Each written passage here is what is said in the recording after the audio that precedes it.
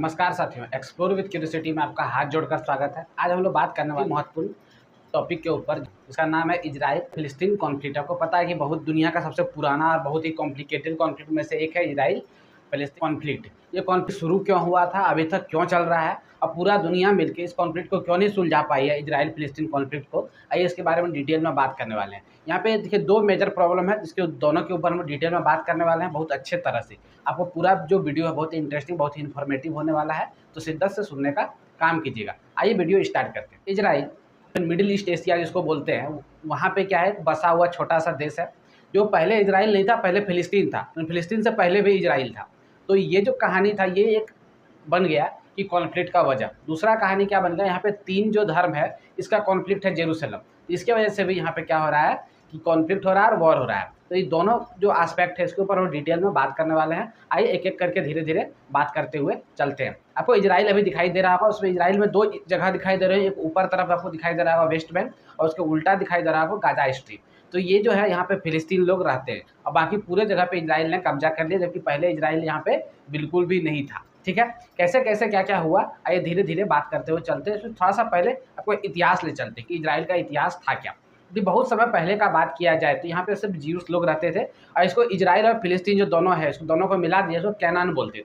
तो कैनान में कौन रहता था, ज्यूस लोगों का घर हुआ करता था। लेकिन समय के साथ समय बदलते गया, धीरे धीरे यहाँ पे अलग अलग जो किंगडम थे उन्होंने अपना शासन चालू किया। जैसे पहला थे आपको पता रोमन एम्पायर, फिर दूसरा आपको बेजेंटाइन एम्पायर ने शासन किया, उसके बाद यहाँ पे अरब एम्पायर आ गए, और लास्ट में जो था यहाँ पे ओटोमन एम्पायर ने शासन किया। ओटोमन एम्पायर ने जो फर्स्ट वर्ल्ड वॉर था 1914 तक यहाँ पे रूल करने का काम किया। लेकिन जैसे ही फर्स्ट वर्ल्ड वॉर स्टार्ट हुआ, तो बहुत सारे ज्यूस लोगों को, जो ये सब जो शासक आए यहाँ पे, इसके बेजेंटाइन आए, रोमन आए, ओटोमन आए और अरब आए, इन्होंने क्या किया, ज्यूसों के ऊपर जुल्म करना चालू कर दिया। तो ज्यूस जो अपना घर छोड़ छोड़ के पूरा दुनिया में धीरे धीरे भागने लगे। लेकिन आपको पता है कि इजराइल से सबसे नज़दीक जो है वो है यूरोप। तो बहुत ज़्यादा लोग जो है वो यूरोप की तरफ पलायन करना चालू कर दिए, और बहुत ज़्यादा मात्रा में लोग यूरोप में, जर्मनी हो गया, इंग्लैंड हो गया, ये सब जगहों पे जाके बसना चालू कर दिए।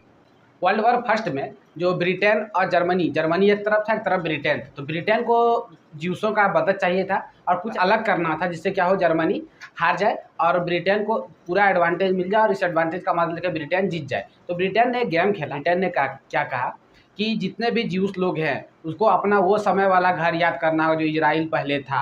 वो समय याद कीजिए, इजराइल जब आपका पूरा घर हुआ करता था। आज आप कहाँ कहाँ दुनिया में भटक रहे हैं, आपको वापस से इजराइल जाना पड़ेगा। ये बात उन्होंने याद दिलाने का काम कर दिया। और हम प्रॉमिस करते हैं, यदि 1914 का वर्ल्ड वॉर हो रहा था, यदि हम इसको जीतते हैं तो हम आपसे प्रॉमिस करते हैं कि आपको हम फिर से वापस इजराइल बना के या इजराइल पहुंचा देंगे। वहाँ पे आपको व्यवस्था दिलाएंगे, रहने के लिए जगह मुहैया कराएंगे। इस बात का उन्होंने क्या कर दिया, वादा कर दिया। पूरा ज्यूस में लहर दौड़ गया कि वापस से घर जा रहे हैं। किसी को भी घर जाना, अपना जमीन पे पहुंचना बहुत अच्छा लगता है। मानते वो लोग वो बात भूल चुके थे, कैसे भी जी मर रहे थे। अब दुनिया में सबसे ज़्यादा जुल्म किसी के ऊपर हुआ है तो वो ज्यूस के ही ऊपर हुआ है। अरे धीरे धीरे समझते हुए चले गए, तो ज्यूसों में एक आक्रोश आ गया कि हाँ, हमको यहाँ पहुँचना है, इजराइल जाना है। उनके अंदर एक जुनून सा जग गया। तो उन्होंने क्या किया, जर्मनी को धीरे धीरे धोखा देना चालू किया, और जो फर्स्ट वर्ल्ड वॉर था वो जर्मनी हार गया। इस बात का गुस्सा जर्मनी के लोगों में बहुत ज़्यादा भरा हुआ था। ठीक है, तो फर्स्ट वर्ल्ड वॉर जब ब्रिटेन जीत गया, तो ब्रिटेन अपने प्रॉमिस के अनुसार कुछ जो ज्यूस लोग होते हैं उनको धीरे धीरे क्या करने लगा, जो फिलिस्तीन जगह था वहाँ पे ला के छोड़ने लगा। और धीरे धीरे वहाँ पे जो ज्यूस लोग थे वो अपना जगह कब्जा खरीदने लगे, कोई कब्जा करने लगा और वहाँ पे रहना चालू कर दिया। और धीरे धीरे समय बीतते गया, वो लोग धीरे धीरे और ग्रो करते गए। आज के समय यदि आप देखिएगा तो पूरा जो फिलिस्तीन है उसको इजराइल कब्जा कर चुका। सिर्फ दो ही जगह बचा, एक वेस्ट बैंक, एक गाजा स्ट्रिप। समय आगे बीता, आगे सेकेंड वर्ल्ड वॉर का कहानी। आपको पता है हिटलर जो था ज्यूस से बहुत ज़्यादा नफरत करता था, क्योंकि हिटलर को पकड़वाने में ज्यूस का बहुत बड़ा एक बार रोल था। मतलब ज्यूस से इस वजह से नफरत करता था। दूसरा कहानी क्या था कि ज्यूस लोग जो है, वो जो ईसा मसीह जिसको बोलते हैं आप ना, जीसस क्राइस्ट जिसको बोलते हैं, उसको मारने वाला ज्यूस है।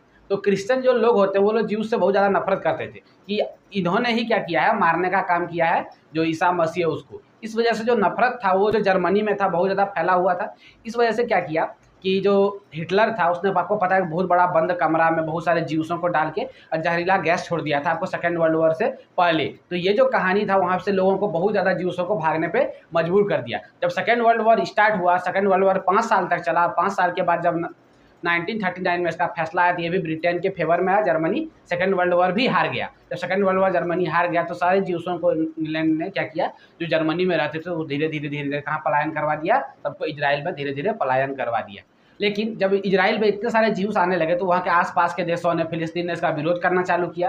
तो इंग्लैंड क्या कहता था कि यहाँ पे शांति बनाए रखो, अब बाहर से वो क्या कर रहा था, ज्यूसों को ला के यहाँ पे छोड़ते जा रहा है। मतलब दोनों तरफ से दिखा रहा, फूट डालो और राज करो। जो उन्होंने भारत में इस्तेमाल किया था वही सेम कहानी वहाँ पे भी कर रहा था कि हाँ हम तो कुछ नहीं कर रहे, बाहर से तो नॉर्मल दिख रहे हैं, शांति बनाए रखो, लड़ाई मत करो, झगड़ा मत करो। पर लड़ाई करवाने का काम जो है मेन वो ब्रिटेन ही कर रहा था। आज हम इंडिया पाकिस्तान में झगड़ा रहे, रियल जो हम लोग का दुश्मन है वो ब्रिटेन है, हम लोग अपना आपस में लड़ रहे हैं। वही कहानी वहाँ भी कर दिया कि इजराइल को जो नहीं था पहले, फिलिस्तीन रहा करता था, उसको वहाँ से ज्यूस उठा के लाके नया इजराइल देश खड़ा कर दिया और फिलिस्तीन और इजराइल के बीच में कॉन्फ्लिक्ट स्टार्ट हो गया। आपको पता है उसके आसपास के अरब देश बहुत सारा वॉर हुआ उसके बीच में। सबसे फेमस है 6 डे का वॉर। यहाँ पे क्या किया, इजराइल उतना छोटा देश होने के बाद भी 1967 में 3 देशों को 6 दिन में हरा दिया। इन 3 देशों को 6 दिन में इजराइल ने हरा के दिखाया। तो ये कारनामा उन्होंने क्या किया, इजराइल अपना अस्तित्व बचाने के लिए लड़ रहा था, ये दोनों क्या कर रहे थे, दूसरे देश को बचाने के लिए लड़ रहे थे। जब आपका अस्तित्व का बात आता है तो जो मार होता है वो दिल से होता है। जब दिल से मार कीजिएगा तो कोई भी युद्ध क्या हो, कुछ भी जीत सकते हैं। तो वो इजराइल ने करके दिखाया। तो इजराइल धीरे धीरे वहाँ पे इस्टेब्लिश होने लगा और धीरे धीरे ग्रो करने लगा। लेकिन 1947 में जब यूएन में इसका बात चला कि इजराइल में कौन रहेगा, ज्यूस लोग रहेगा या फिर फिलिस्तीन बनेगा, क्या बनेगा इजराइल फिलिस्तीन, पूरा जब मामला गर्म था यूएन ने इसको पार्टीशन कर दिया। ये जो बात था इसकी वजह से और बवाल मच गया। फिर से एक बार वॉर वहाँ पे स्टार्ट हो गया। आपको 67 समझा दिए, तो 1948 में भी वॉर स्टार्ट हो गया। अरब वालों ने फिर से इजराइल के ऊपर हमला कर दिया, इजराइल फिर से वहाँ पे जीत गया और इजराइल वहाँ पे इस्टेब्लिश रहा। तो आपको 1967 समझ में आ गया, 1948 समझ में आ गया। एक एस्पेक्ट आपको समझ में आ गया कि इजराइल फिलिस्तीन कॉन्फ्लिक्ट क्यों हो रहा है। कारण क्या था कि जो ब्रिटेन था first world war, second world war में जो ज्यूस लोग थे उसको अलग अलग जगहों से उठा के लाके कर दिया, फिलिस्तीन में रख दिया और उनको पुराना समय याद दिलाया कि आपसे आपका बहुत समय साल, बहुत 100 साल पहले क्या था, ये आपका जो घर हुआ करता था फिलिस्तीन इजराइल नाम से, आप वापस से यहाँ आइए और यहाँ पे रहने का काम कीजिए। ये तो पहला एस्पेक्ट। अब समझते हैं रिलीजियस एस्पेक्ट क्या है। आपको पता है इजराइल का जो राजधानी है वो जेरूसलम इजराइल मानता है, लेकिन पूरा दुनिया को तेल अवीव मानता है इजराइल का राजधानी। तो जो जेरूसलम जो है 3 धर्मों का वहाँ पे कॉन्फ्लिक्ट चलता है, क्रिश्चियन, ज्यूस और मुस्लिम। आपको पता है अब्राहमिक रिलीजियन ना, तो जो 3 जो धर्म है जिसमें आपको ज्यूस है, उसके बाद मुस्लिम है और क्रिश्चियन है, तीनों एक ही धर्म से निकला हुआ अलग अलग ग्रुप बोलिए अलग अलग रिलीजियन है, जिसे अब्राहमिक रिलीजियन बोलते हैं। ठीक, जो प्रोफेट मोजेस को फॉलो करता है वो लोग ज्यूस कहलाता है, जो ईसा मसीह को फॉलो करता है वो लोग क्रिश्चियन कहलाता है, और जो मोहम्मद साहब को फॉलो करता है वो लोग मुस्लिम कहलाता है। तो ये तीनों जो प्रोफेट थे, जो मुस्लिम धर्म का बात करता है, मुस्लिम धर्म में पैगंबर को प्रॉफिट बोलते हैं इंग्लिश में और हिंदी में पैगंबर बोलते हैं। तो वो जो प्रोफेट थे ये तीनों अब्राहमिक, जो अब्राहिम थे, अब्राहिम जो आपने सुना होगा बहुत समय पहले के अब्राहिम आए थे, उनसे ये आगे बढ़ते गए, इसमें 1.25 लाख प्रोफेट का बात किया गया है। तो ये सारे सबको मानते हैं। तो ये तीनों जो है एक ही तरह का मतलब रिलीजन था, जिसको हम लोग अब्राहमिक रिलीजन बोलते हैं। तो आप देखे होंगे ज्यूस लोग जो है हमेशा जब भी अपना पूजा पाठ करते हैं, वो लोग जो जेरूसलम जिधर होता है उधर ही माथा करके वो लोग पूजा करते हैं।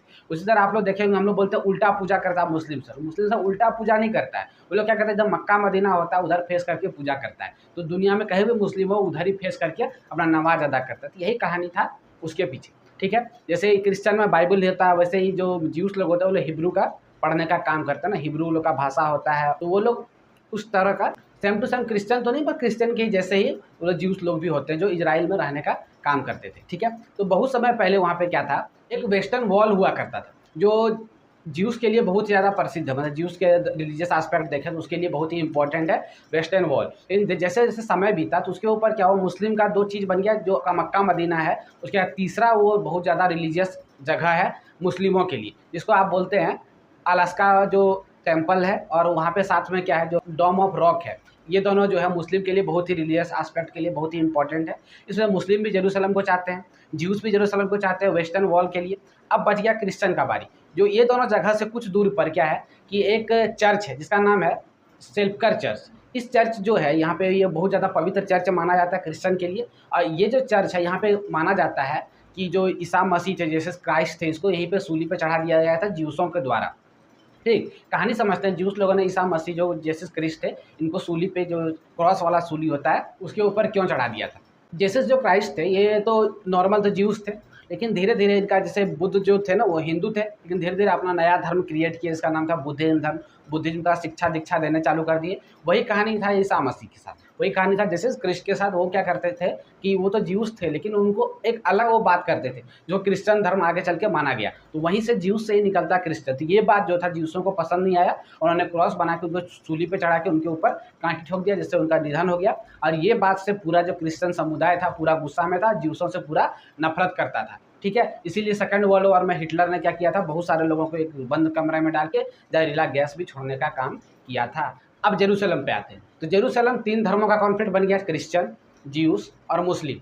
मुस्लिम के लिए अलास्का टेम्पल और rock of dome, western wall Jews के लिए, और जो सेल्फकर चर्च है ये आपका क्रिश्चियन के लिए। ये तीनों के लिए पवित्र जगह, तीनों चाहते हैं जेरूसलम को। इस वजह से क्या है, वहाँ पे बहुत ज़्यादा कॉन्फ्लिक्ट और बढ़ गया है। पहला एस्पेक्ट क्या था कि फिलिस्तीन ने इजराइलों को फिर से बसाना, ये एक एस्पेक्ट हो गया आपका वॉर का, कॉन्फ्लिक्ट का। दूसरा एस्पेक्ट क्या, इन रिलीजियस के लिए एक ही शहर जो है वो इम्पोर्टेंट है। अब तीनों उसके ऊपर कब्जा करना चाहते हैं, इस वजह से दूसरा कॉन्फ्लिक्ट वहाँ पे बना हुआ है। तो इजराइल के ऊपर इतना सारा टेंशन है, और इजराइल का जो राजधानी जिसको जेरूसलम मानता है उसके ऊपर इतना सारा टेंशन है। इस वजह से ये दुनिया का सबसे कॉम्प्लिकेटेड मसला है, जो अभी तक पूरा दुनिया इसको सॉल्व नहीं कर पाया। कब सॉल्व होगा किसी को नहीं पता। हाँ, लेकिन एक बात आप याद रख लीजिए, इजराइल को हराना दुनिया में बहुत मुश्किल हो चुका है। इजराइल अपना एजुकेशन को, अपना पढ़ाई को इतना ज़्यादा ध्यान दिया, इतना ज़्यादा उसको ग्रो किया है कि आपको पता है अरब वाले जो लुंगी पहन के खजूर उगाने का काम करते हैं, तेल बेचते हैं फिर प्रकृति का, उसको युद्ध में तो नहीं सके। वो कभी खाली बात ही करते हैं फिलिस्तीन पे जुल्म हो रहा है, ये हो रहा है, वो हो रहा है, कभी कुछ कबाड़ नहीं सकते हैं इजराइल का। तो इजराइल आराम से वहाँ पे आपको पता है आयरन डोम, आयरन बीम, क्या क्या डेवलप कर रहा है, और पूरा अरब को कंट्रोल करके रखा। जैसे सबसे बड़ा रोल जो प्ले किया वो ब्रिटेन ने किया। आज अमेरिका उसका यूज कर रहा है, इजराइल का, उस एरिया को जो मिडिल ईस्ट है उसको कंट्रोल करने में। कि कोई 19-20 करता है, बोलता है कि 2 बम उसके ऊपर पटक दो, ये कर दो। अभी आपने देखा ईरान और इजराइल के बीच में कॉन्फ्लिक्ट हो गया, क्यों? क्योंकि ईरान एटॉमिक बम बनाना चाहता था, उसके ऊपर दिया बम पटक के, और वो जो वहाँ का तानाशाह खोमेनी उसको मारना चाहता है। तो ये सब अमेरिका और ब्रिटेन का जो वेस्ट का है उसका कारनामा है। इजराइल को वहाँ पे इस्टेब्लिश करा के धीरे धीरे क्या करेगा, जो गाजा पट्टी आपको दिख रहा था और वेस्ट बैंक, दोनों को वो खा जाएगा।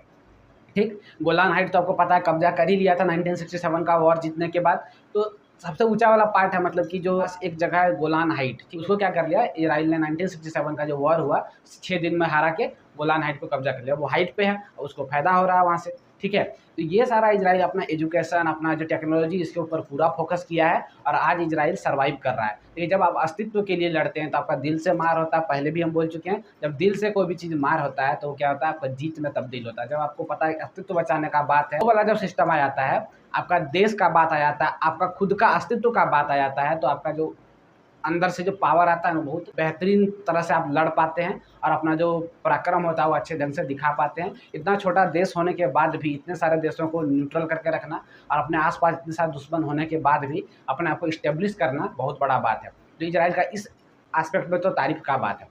ठीक, तो इजराइल कैसे यहाँ तक पहुँचा, कैसे सर्वाइव किया, इजराइल का कैसे फाउंडेशन हुआ, कैसे इस्टेब्लिशमेंट हुआ, कहाँ था इजराइल, क्या क्या हुआ, पूरा कहानी आपको उम्मीद करते हैं समझ में आ गया होगा। कि 2 एस्पेक्ट क्या क्या था वहाँ पे कॉन्फ्लिक्ट का, ये भी समझ में आ गया होगा। तो आज के लिए इतना ही रखते हैं, तब तक के लिए धन्यवाद।